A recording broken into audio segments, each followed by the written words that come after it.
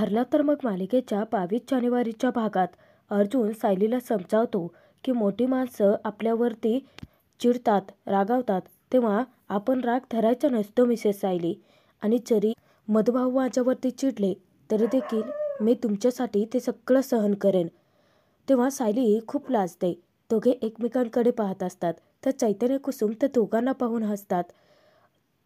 अर्जुन सायलीला म्हणतो, मला जे ऐकायचं होतं ते मला ऐकायला मिळालं आहे मिसेस सायली. आता मी अख्खं जग जिंकायला मोकळा. असं म्हणत तो ज्यावेळी हात उचलतो तर त्याचा हात दुखायला लागतो. तर चैतन्य हसत त्याला म्हणतो, अरे इथे तुझा हात उचलत नाहीये आणि तुला जग जिंकायचं आहे. सायली, कुसुम, चैतन्य तिघेही अर्जुनवरती हसतात. सायली अर्जुनला म्हणते, आधी चकमा भरू देत, त्यानंतर मग जग जिंकायचं आहे तर जिंका. तर सायली पटकन फर्स्ट एड बॉक्स घेते.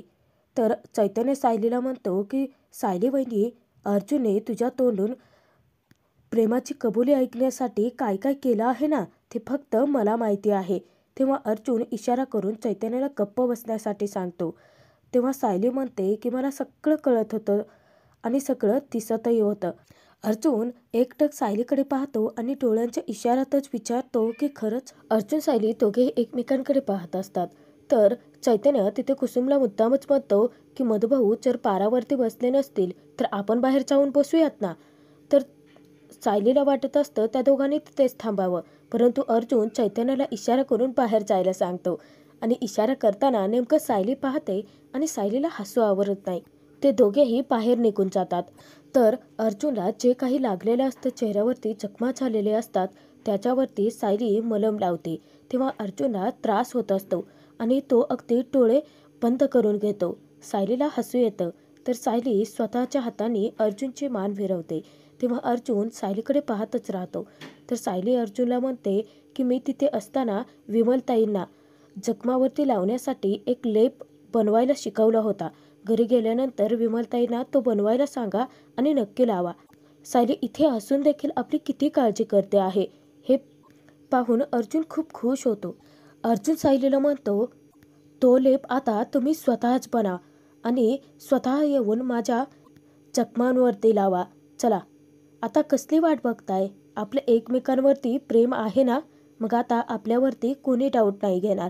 चला माझ्यासोबत आपल्या घरी चला. असं म्हणत अर्जुन सायलीचा हात पकडतो आणि तो उठणार. सायली विचारते की घर? अर्जुन म्हणतो की हो, तुमचं घर तुमची वाट पाहतंय. चला मिसेस सायली, आपण आपल्या घरी जाऊयात. परंतु सायली अर्जुनला थांबवते आणि त्यांना म्हणते की घरी, ते घर जरी माझी वाट पाहत असले तरी तिथली माणसं माझी वाट पाहतायत का? तेव्हा अर्जुनचा चेहरा पडतो. सायलीने खूप मोठा प्रश्न अर्जुनला विचारलेला असतो. अर्जुन अगदी सुन्न होतो.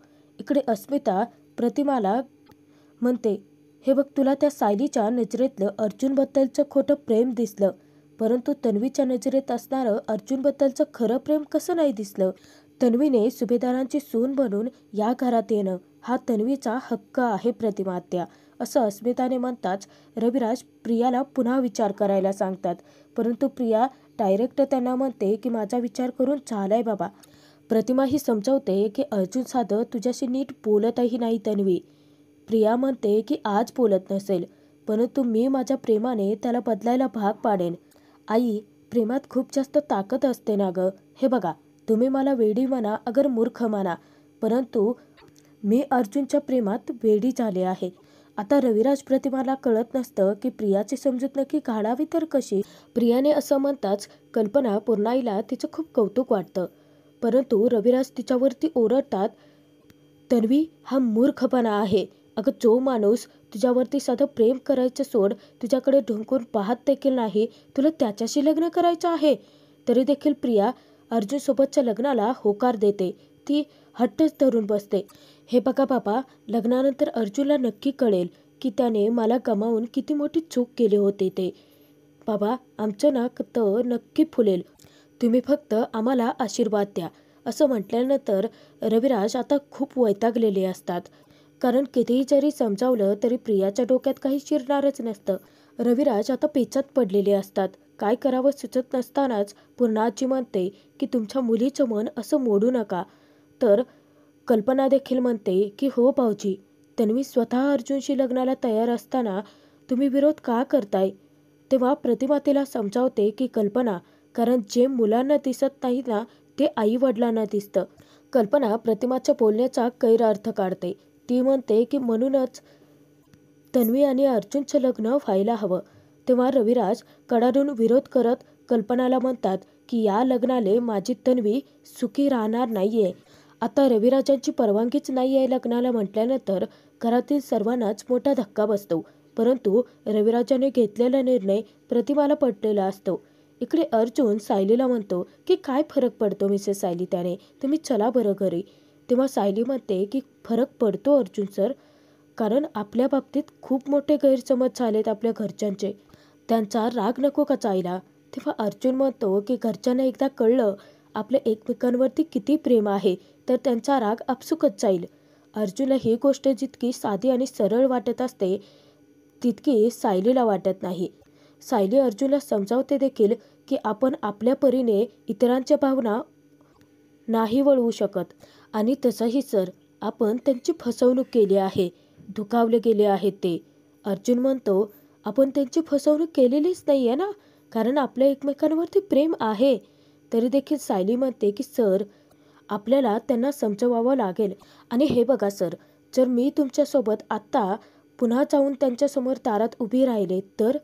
तेव्हा अर्जुन म्हणतो की मग काय, ते तुमच्यावरती ओरडतील, तुमचा अपमान करतील आणि ती गोष्ट मला सहन नाही होणार.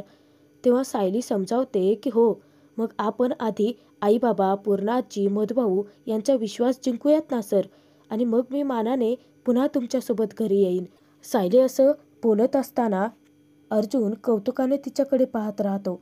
सायलीला अर्जुन म्हणतो की त्यांनी किती सगळं केलं तुमच्यासोबत, तरी देखील तुम्ही अजूनही त्यांचा विचार करताय. तेव्हा सायली म्हणते की मी तुमचा विचार करते फक्त, बाकी काय हो, सगळं कसं आपोआप होईल. सायलीने प्रेमाने इतक्या छान प्रकारे समजूत काढल्यानंतर अर्जुन सायलीला म्हणतो की हो, तुमचं बरोबर आहे, आणि मग तुम्ही आपल्या घरी अगदी सन्मानाने याल मिसेस सायली. आणि अर्जुन सायलीला इशारा करतो की त्याचं जखम पुसायची राहिली आहे. ज्यावेळी सायली जखम पुसायला जाते अर्जुन सायलीचा हात पकडतो आणि अगदी हातावरती किस करतो.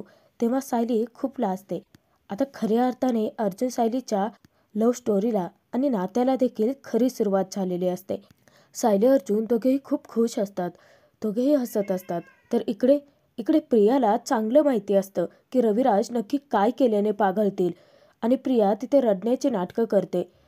तिचा मेलोड्रामा पुन्हा चालू होतो. रविराजांना कळ घालते की बाबा प्लीज मला समजून घ्या ना, मला पूर्णाची कल्पना मामीने समजून घेतलं आहे, परंतु तुम्ही का नाही?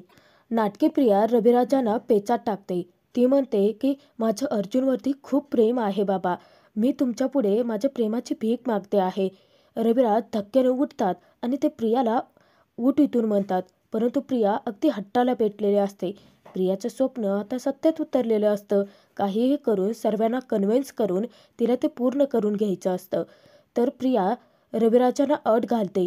ती म्हणते की बाबा हे बघा, माझं अर्जुनवरती खरं प्रेम आहे, आणि जर माझं अर्जुनशी लग्न नाही झालं तर मी आयुष्यभर कोणाशीच लग्न नाही करणार. घरातील सर्वांनाच मोठा धक्का बसतो. परंतु नाटकी प्रियाची ती नाटकं असतात. सर्वांना वेटीस धरून तिला तिचा हेतू साधायचा असतो. वैतागलेले रविराज प्रियाला म्हणतात की तन्वी हा काय वेडेपणा आहे, तू उठ बरं आधी. तेव्हा प्रिया रविराजांना गळ घालते की नाही, जोपर्यंत तुम्ही लग्नाला होकार देत नाहीत तोपर्यंत मी तुमचे पाय नाही सोडणार. तर प्रतिमा तिच्यावरती ओरडते की तन्वी, लग्नाचे निर्णय खूप मोठे आहेत आणि एवढे मोठे निर्णय घेण्याची ही कुठली पद्धत आहे? कारस्थानी प्रिया प्रतिमाला म्हणते की मग काय करू आई? हे बघ, माझं सुख नक्की कशात आहे ते मामा मामी पूर्णाजीला कळतंय, परंतु तुम्हा दोघांना का कळत नाहीये? रविराज प्रतिमा खूप मोठ्या अडचणीत सापडलेले असतात. एकतर त्यांचं त्यांच्या मुलीवरती खूप प्रेम असतं आणि प्रिया त्याचाच गैरफायदा उचलते. कल्पना प्रियाला समजावते की तन्वी उठ बरं, आम्ही सर्वच जण मोठे माणसं बोलतो आहोत ना. तर प्रताप देखील म्हणतो की तन्वी, हे बघ, आम्ही सर्वच जण मिळून निर्णय घेतोय ना. तेव्हा प्रिया म्हणते की माझा निर्णय झाला आहे मामा, मला फक्त आईबाबांच्या आशीर्वादाची गरज आहे. आता प्रिया उगाचच अर्जुनसोबतच्या लग्नाचे स्वप्न पाहते अर्जुन काही प्रियाच्या लग्नाला होकार देणार नाहीये, कारण त्याचं प्रेम सायलीवरती आहे ही गोष्ट फक्त तिथे असणाऱ्या प्रतिमालाच कळत असते. प्रिया अगदी हट्टानंच पेटलेली असते. रविराजांना म्हणते की इथून पुढे मी तुम्हाला कधीच काही मागणार नाहीये. तुमच्या मनातली शंका दूर करा ना बाबा. तुम्ही परवानगी नाही दिली तर आई देखील परवानगी नाही देणार. आणि ती अगदी ढसाढसा तिथे बसूनच रडायला लागते. रविराजांना काय निर्णय घ्यावा ते कळतच नसतं. तर पूर्णाची देखील आता गळ घालते की तन्वीच्या मनाचा, तिच्या आनंदाचा तुम्ही विचार करा. मला आता तुमची मनस्थिती कळते रविराज. तर विमलला देखील जरा वाईटच वाटतं, कारण विमलला सायली परत यावी असं वाटत असतं. शेवटी प्रियाच्या प्रेमाखातर रविराजांचं बापाचं मन कळवळतंच आणि रविराज तिथे प्रियाला अर्जुनसोबतच्या लग्नाची परवानगी देतात देखील. आता रविराजांनी स्वतः परवानगी दिली आहे म्हटल्यानंतर तिथे घरातील सर्वांनाच मोठा आनंदाचा धक्का बसलेला असतो. परंतु प्रतिमा, विमल अजिबात या दोघींना हे पटलेलं नसतं. अर्जुनचं मत विचारात न घेता हे सर्वजण आत्ताच आनंद साजरा करत सुटतात. तर कल्पना म्हणते की प्रतिमा, रविराज भाऊजी, आता अर्जुन तन्वीचं लग्न होणार. म्हणजे तुम्हाला कळतंय का, आता आपण व्याही होणार आहोत. त्यांचा आनंद अगदी गगनात मावेनासा झालेला असतो. पूर्णाजीच्या तर डोळ्यात आनंदाश्रू दाटून आलेले असतात. पूर्णाजी तिथे प्रतिमाला म्हणते की बघ प्रतिमा, मी तुला दिलेलं वचन आता खऱ्या अर्थाने पूर्ण होतंय. प्रतिमा म्हणते, हे बघा, ते वचन मला आत्ता तरी आठवत नाहीये. आता तुम्ही सर्वजण एवढं त्या वचनाबद्दल बोलताय म्हणजे ते खरंच असावं. परंतु त्या वचनाच्या आहारी राहून आपण काही चूक तर करत नाही आहोत ना, असं ती विचारते. तर पूर्णाची प्रतिमाला समजावते, हे बघ प्रतिमा, चूक कसली त्यात? अगं वचन होतं, ते आता पूर्ण होतंय ना, मग तर आनंद साजरा करायला हवा. तिथे अस्मिता आनंद साजरा करण्यासाठी विमलला काहीतरी गोडाधोडाचं बनवायला सांगते. विमल खूप दुखावली गेलेली असते. विमल म्हणते की ठीक आहे, सर्वांसाठी गोडाचा शिराच बनवते. परंतु विमलला हे अजिबात आवडलेलं नसतं. तर विमलला वाटत असतं की सायलीच अर्जुनसाठी योग्य आहे. रविराज सर्व सुभेदारांना बजावतात की आज माझ्या मुलीच्या डोळ्यात अश्रू आले ते शेवटचे. आता मी माझी मुलगी तुमच्या स्वाधीन करतो आहे. परंतु जर पुन्हा कधी माझ्या तन्वीच्या डोळ्यात अश्रू आले तर त्या सगळ्यांसाठी तुम्ही सर्वच जण जबाबदार असाल. मग मी माझ्या मुलीला इथे एका क्षणासाठीही ठेवणार नाही. मी तिला कायमचं घेऊन जाईल आणि जे काही होईल ते पुढे मी तुम्हाला माफ करणार नाही. तर रविराजांना प्रताप म्हणतो की रविराज, अरे कशाला काळजी करतोयस? तन्वी आमची देखील आहे ना. पूर्णाची रविराजांना म्हणते की काळजी करू नका रविराज, तन्वी इथे अगदी सुखात राहील, हे माझं वचन आहे. अस्मिता तर अगदी आनंदाने वेडी होते. ती प्रियाला घट्ट मिठी मारत तिचे अभिनंदन करते आणि ती म्हणते की खरं तर मी स्वतःलाच कॉंग्रॅच्युलेट केलं पाहिजे, कारण आज फायनली मला माझ्या मनासारखी वहिनी मिळते. इथे सर्वच जण स्वप्न रंगवत आहेत, परंतु तिथे अर्जुनचं तर ठरलंय, तर सायलीला परत घेऊनच येणार आहे. पूर्णाची देखील खूप खुश असते. हात जोडून रविराजांना म्हणते, मी माझी लेक तुम्हाला दिली होती, आज तुम्ही तुमची लेक आम्हाला देताय. यासारखी दुसरी आनंदाची गोष्टच नाही आहे. परंतु विमलला हे सगळं घडत असताना ते सगळं पाहवत नसतं. तिला खूप वाईट वाटतं सायलीसाठी. त्यानंतर रात्री सर्वच जण अगदी अर्जुनची आतुरतेने वाट पाहत असतात. अस्मिता म्हणते की आज अर्जुनला यायला किती उशीर झाला आहे ना, परंतु आज मी खूप खुश आहे. तेव्हा प्रताप म्हणतो की अगं येईल ना अर्जुन. तर अस्मिता अगदी उत्साहाने सर्वांना सांगते, अर्जुन आला ना की मी असं तन्वीला त्याच्या पुढे घेऊन जाईन आणि त्याच्या समोरच त्याला सांगेन की ही माझी नवी वहिनी, माझी तन्वी वहिनी. सर्वच जण अगदी खुश असतात, आनंद साजरा करत असतात. अस्मिता मुद्दाम प्रियाला विचारते की तन्वी, तुला तन्वी वहिनी म्हणलेलं चालेल की फक्त तन्वी म्हणलेलं आवडेल? तेव्हा प्रिया अगदी लाजून लाल होते आणि ती म्हणते की तन्वी वहिनी म्हणलेलं आवडेल मला. तर पूर्णाची, प्रताप, कल्पना सर्वच जण हसत असतात. पूर्णाची तिथे प्रियाला पाहून म्हणते, अगो बाई बघा, ही मुलगी किती लाजून लाल झाले आहे. सर्वजण आनंद साजरा करत असताना चैतन्य अर्जुनला घेऊन येतो. तर अर्जुनला खूप साऱ्या जखमा झालेल्या असतात. ज्यावेळी अर्जुनची अवस्था घरातील सर्वजण पाहतात तेव्हा त्यांच्या काळजाचा ठोका चुकतो. सर्वजण धावत अर्जुनकडे जातात. त्याला त्रास होत असतो जखमांचा. तर अर्जुन म्हणतो की एवढं काही काळजी करायची गरज नाही आहे, ठीक आहे मी. तर पुन्हा आजी चिडून म्हणते की अरे काय ठीक आहेस म्हणतोस, तुझी अवस्था बघ. अरे तुझं नक्की काय झालंय, ॲक्सिडेंट झाला आहे की नक्की काय झालंय चैतन्य? असे अनेक प्रश्न घरातील सर्वच जण त्यांना विचारत असतात. तर कल्पना तिथे अस्मिताला पटकन अश्विनला फोन करून बोलावून घ्यायला सांगते. तोचपर्यंत सर्वच जण अर्जुनला चेअरवरती बसवतात. आता घरातील सर्वांनाच मोठा प्रश्न पडलेला असतो की अर्जुन एवढ्या जखमा कशा काय झाल्यात. प्रिया मुद्दामच सर्वांसमोर विचारते की जनता चाळीत तू गेला होता तिथे झाले नाही हे सर्व. अर्जुन नुसता हसत असतो, कारण तो खुश असतो की सायलीने त्याला प्रेमाची कबुली दिली आहे. अस्मिता विचारते की म्हणजे आम्ही मीडियामध्ये जे काही पाहिलं ते खरं होतं तर प्रताप त्यांच्यावरती ओरडतो. तो म्हणतो की प्रसंग काय, तुम्ही बोलताय काय आणि प्रश्न कसले विचारताय त्याला, त्याची अवस्था बघा आधी. प्रिया विमलला म्हणते की विमलताई, ते जखमांवरती लावण्यासाठी काही लेप वगैरे बनवा ना. तेव्हा विमल पटकन किचनमध्ये जाते. तर पूर्णाची काळजीने विचारते की अर्जुन, अरे खूप जास्त लागलंय ना तुला, दुखत असेल ना? तेव्हा अर्जुन म्हणतो की नाही, एवढं नाही आहे. तर कल्पना विचारते की नक्की काय घडलंय, चैतन्य सांग ना. तर चैतन्य म्हणतो की तुम्ही प्लीज एवढं पॅनिक होऊ नका, एवढं काही झालेलं नाही आहे. तर कल्पना म्हणते की मग सांग ना नक्की काय झालंय. चैतन्य जरासा आता गडबडतो. आता काय उत्तर द्यावं सुभेदारांना कळत नसतं. तर अर्जुन पटकन मध्यस्थी तिथे सर्वांनाच म्हणतो, हे बघा, मी गाडीने येत होतो आणि मध्येच काही माणसांनी माझी गाडी अडवली. त्यांच्यासोबत थोडी बाचाबाची झाली आहे, वाद झालाय, जास्त एवढं लागलेलं नाही आहे. तेव्हा अस्मिता अगदी उत्साहात असते.